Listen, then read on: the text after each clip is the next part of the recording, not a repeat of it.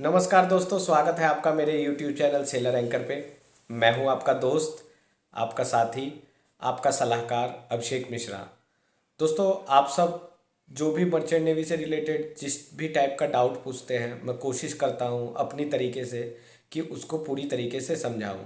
बाकी यूट्यूबर्स की तरह मतलब मैं स्टोरियां तो नहीं बनाता हूं, बट मैं फैक्ट ज़रूर बताता हूं कि शिपिंग इंडस्ट्री में चल क्या रहा है। अभी जो मरीन इंडस्ट्री की तरफ क्रेज है वो डे बाय डे बढ़ता जा रहा है। काफ़ी लोग इसमें इंटरेस्ट दिखा रहे हैं। इसका मेन रीज़न है पैसा। बिकॉज आज की जो कंडीशन है, हर कोई चाहता है कि मेरे पास पैसा हो। पहले क्या था, गांव खेतों में सब काम करते थे, हंसी खुशी ज़िंदगी रहती थी। बट धीरे धीरे अब सब शहर आने लग गए हैं। शहर में भी बेरोज़गारी इतनी बढ़ गई है कि मतलब आप देखोगे इंजीनियरिंग हो डिपार्टमेंट हो, या फिर सिविल डिपार्टमेंट हो, या फिर आपका बिजनेस। हर किसी से पूछो क्या करना चाहते हो, तो भाई बिजनेस करना चाहते हैं, एमबीए करना चाहते हैं, इंजीनियरिंग करना चाहते हैं। पर कुछ लोग हैं जिनको मर्चेंट नेवी के बारे में पता चल गया है, शिपिंग लाइन के बारे में पता चल गया है, तो वो बोलते हैं कि हम मर्चेंट नेवी में जाएंगे। देखो, इसके कई कारण हो सकते हैं। बहुत कम ऐसे लोग हैं जो बोलते हैं सर हम एयरफोर्स ज्वाइन करेंगे या एनडीए ज्वाइन करेंगे। इसका एक तो कारण ये है कि एनडीए का एग्ज़ाम बहुत टफ होता है। उसका एग्ज़ाम निकालना बहुत टफ होता है। कोई भी गवर्नमेंट जॉब का आप एग्ज़ाम देते हो, वाकई में वो बहुत टफ होता है। भले ही आप एक पीओन की जॉब में जा रहे हो, चपरासी की नौकरी के लिए भी एमएससी किए हुए लड़के जाते हैं, बट वो सक्सेस नहीं हो पाते हैं, या रेलवे वगैरह में। तो इसका कारण है एग्ज़ाम पैटर्न। हमारे यहाँ का एग्ज़ाम पैटर्न ऐसा है। अब मर्चेंट नेवी एक प्राइवेट संस्थान है, तो यहाँ पे बहुत आसानी तरीके से लोग सोचते हैं कि नौकरी मिल जाएगी। पर दोस्तों, ये उनका मानना गलत है। यहाँ भी इतना आसान नहीं है, क्योंकि यहाँ पर आपको जो आप पोस्टर लगे हुए देखते हो या फॉर्म लगे देखते हो, वहाँ पर लिखा रहता है 10वीं पास, जीपी रेटिंग करे, पूरा विदेश घूमे और 1 लाख रुपए महीना कमाए, 2 लाख रुपए कमाए, 5 लाख रुपए कमाए। आप बताओ, अगर इतना आसान होता तो हर कोई क्यों ना ज्वाइन कर रहा होता, या फिर जो आपको फॉर्म निकालता वो क्यों ना join.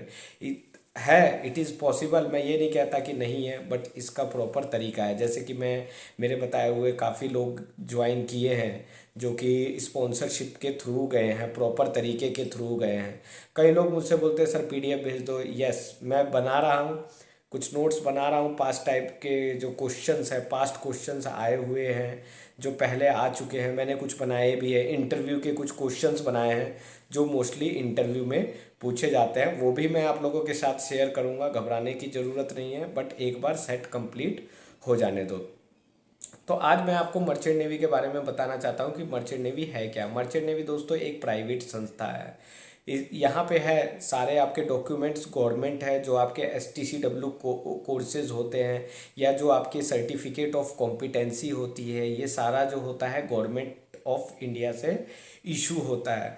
But it doesn't matter कि ये जो आपकी जॉब है वो गवर्नमेंट है, ये प्राइवेट है। प्राइवेट शिपिंग कंपनीज ने जॉब कर रखी है। मैं आपको एक सिंपल तरीका समझाता हूँ। आप रोड पे गाड़ी चलाते हैं, ठीक है, रोड पे गाड़ी चलाते हैं, लेकिन आपके पास लाइसेंस सरकारी होता है। जब आप लाइसेंस अप्लाई करेंगे, ड्राइविंग लाइसेंस, तभी आपको मिलता है। सेम उसी तरीके से, बट गाड़ी आपकी प्राइवेट है, या किसी की भी गाड़ी चला सकते हैं। सेम उसी तरीके से शिपिंग कंपनीज हैं। ये सारी शिपिंग कंपनीज प्राइवेट होती हैं, बट हम इनको चलाते हैं, शिप्स को मैनेज करते हैं। चलाने का मतलब ओनली ऐसा नहीं है कि शिप का सिर्फ नेविगेशन होता है। शिप पे और भी बहुत सारे काम होते हैं, जैसे कि लोडिंग, डिस्चार्जिंग, ठीक है। इंजन रूम में काफ़ी सारे काम होते हैं, काफ़ी सारी मशीनरीज लगी होती है। मेन इंजन होता है, जनरेटर होता है, प्यूरीफायर होता है, बॉयलर होता है। इस तरीके से जो इंजन रूम में भी काफ़ी सारी जो होती हैं, काफ़ी सारी चीज़ें होती हैं। शिप काफ़ी बड़ा होता है, ऐसी बात नहीं है। शिप में कार्गो होल्ड होते हैं। अब शिप है क्या चीज़ दोस्तों, अलग अलग टाइप के शिप्स होते हैं। अभी जैसे मैं बल्क कैरियर से आपको समझाता हूँ, जो कि समझने में आसानी होगी। बल्क कैरियर में मान लो एक शिप है जिसको बोला जाता है केप साइजर शिप। अब उस केप साइजर शिप में 9 कार्गो होल्ड होंगे। कार्गो होल्ड का मतलब ये है कि बड़े बड़े 9 कंपार्टमेंट होंगे, और हर कंपार्टमेंट में कार्गो लोड करके ले जाते हैं। तो हमारी ये रिस्पॉन्सिबिलिटी है कि किसी भी कार्गो होल्ड में गलती से पानी ना जाए, कार्गो डैमेज ना हो जाए। तो ये सारी चीज़ें हमें मेंटेन रखनी पड़ती है। बहुत सारे रफ वेदर आते हैं, कई सारी कंडीशंस आती हैं, बट वो सारी हमें माइंड में रखते हुए ये काम करना पड़ता है। अब दोस्तों मैं यहाँ पे बताऊँगा कि सीमेन का बेसिक जॉब क्या होता है, वो समझना आपके लिए बहुत इंपॉर्टेंट है, क्योंकि आप बोलते हैं GP rating, but GP rating वाले करते क्या है। तो यस, मैं आपको बताऊंगा जीपी रेटिंग में जो सबसे पहली रैंक होती है वो होती है DTSM, डेक ट्रेनी सीमेन। डेक ट्रेनी सीमेन का काम होता है वो बोसन को असिस्ट करता है। बोसन ही जो होता है वो डेक ट्रेनी सीमेन से धीरे धीरे ओएस बनता है, ओएस से एबी, एबी से बोसन। अब बोसन, एबी और डेक, ओएस, डीटीएसएम, ये सारे जीपी रेटिंग के थ्रू ही बनते हैं, बट ये सारे प्रमोशन हैं। इसमें भी अगर आप कंटिन्यू स्टडी करते रहें तो आगे सेकेंड मेट का एग्ज़ाम भी दे सकते हैं। बेसिकली सीमेन का काम क्या होता है, शिप का मेंटेनेंस।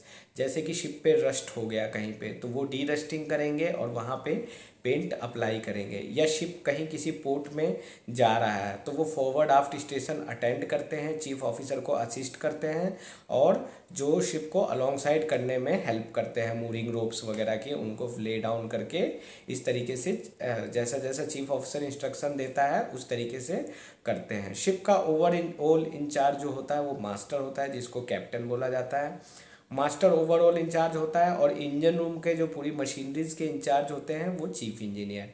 हम लोग इंडियन उन्हें बड़ा साहब भी कहते हैं। तो दोस्तों एक लड़के से इंटरव्यू में पूछा गया था कि इंजन रूम का जो मेन इंचार्ज कौन है, तो आपको पता न होना चाहिए कि इंजन रूम में क्या क्या रैंक होती है।